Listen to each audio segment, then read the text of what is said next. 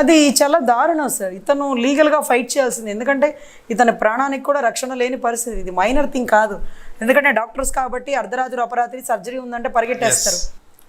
Security లేని profession అది. వాళ్ళే ఒకళ్ళ ప్రాణాలు కాపాడుతున్న పరిస్థితుల్లో వాళ్ళ ప్రాణాలకి వాళ్ళకి రక్షణ ఉందన్న ఒక ధైర్యం ఉంటేనే పని చేయగలుగుతారు. ఎందుకంటే అదొక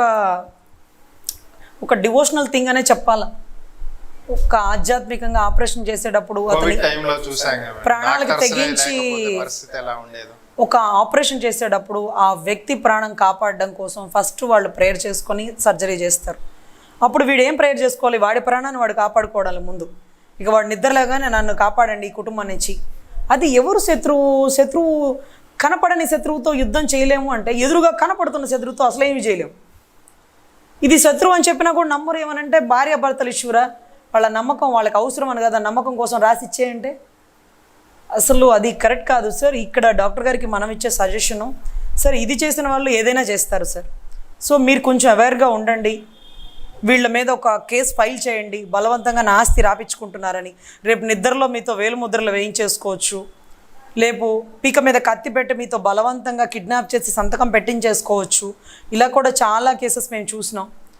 ఆటోమేటిక్గా ఆస్తి వాళ్ళకి వెళ్ళిపోతుంది. సో ఇటువంటి అప్పుడు ఇలాంటివి జరుగుతాయేమో అన్న ఉద్దేశంతో నా ఆస్తి ఎవ్వరికి ఇవ్వను, తర్వాత నా తదనంతరం నా కూతురికి అని ఒక వీలునామా రాసి పక్కన పెట్టేయాలి, రిజిస్టర్ చేసేస్తే ఇంకా మార్చడానికి లేకుండా పోతుంది. కానీ వీలునామాకు ఉండేటువంటి ఫెసిలిటీ ఏంటంటే వాడు మార్చుకోవచ్చు. సో ఇక్కడ జరిగేది ఏంటంటే అంతిమంగా ఆడవాళ్ళ విజయమే సాధిస్తున్నారు. ఇక్కడ ఆడదే విజయం సాధిస్తుందండి. ఆవిడ అనుకున్నది సాధించింది.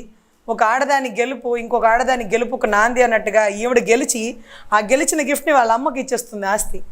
ఇక్కడ తల్లి కూతుళ్ళ బంధం ఎంత దృఢంగా ఉంటుందో డాక్టర్ గారి బంధం అంత వీక్గా ఉందని చెప్పాలి.